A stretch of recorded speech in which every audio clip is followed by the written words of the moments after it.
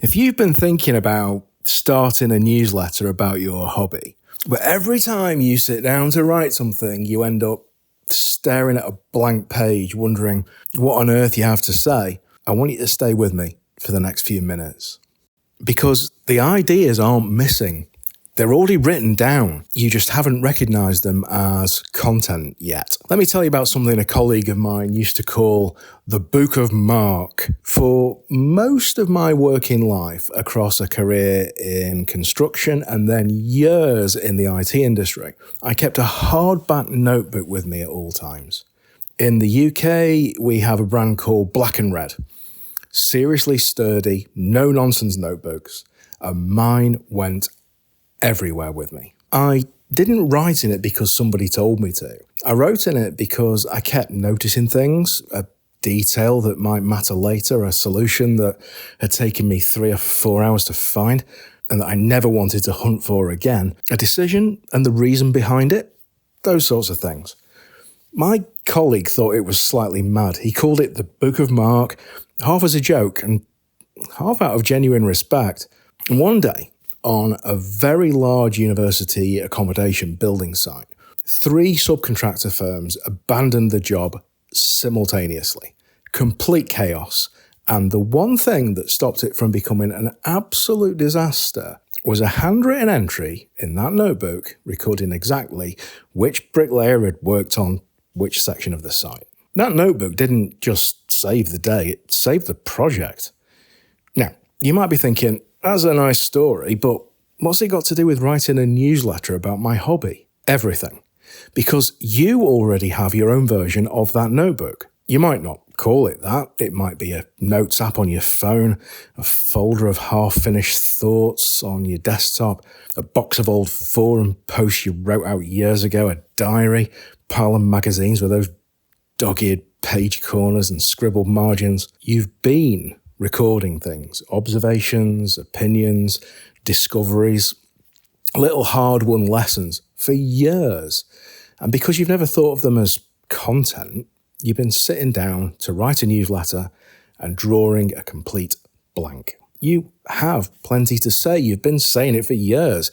You just haven't published it yet. And by the way, if starting still feels like a bit of a struggle, grab the free New Writer bundle using the link in the description below.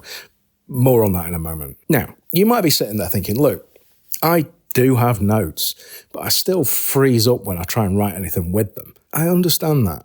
And here's why it happens. Towards the end of my time in IT, I moved my notebook to a digital work log on the desktop. Plain text files, searchable, practical, made sense at the time.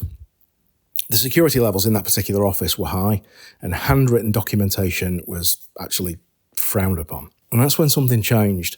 The digital log became something I filled in at the end of every day out of habit. I was completing it for the sake of it, rather than recording genuinely useful things. And I only realised recently what the handwritten version had that the digital one didn't. Selectivity. When you pick up a pen and write something down, you're instinctively only recording the stuff that really matters.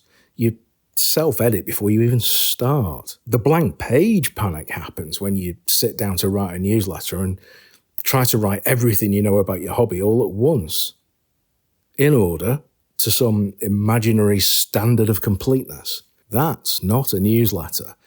It's a textbook, and nobody asked you for a textbook. So here's what I want you to do instead. Stop trying to start with a full newsletter issue.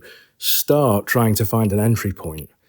Go back to your notes, whatever form they take, and look for that one thing there is, genuinely specific, totally yours.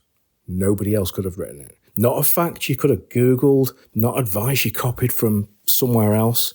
Something you discovered completely on your own. A historical detail about your hobby that you're fairly certain only you know.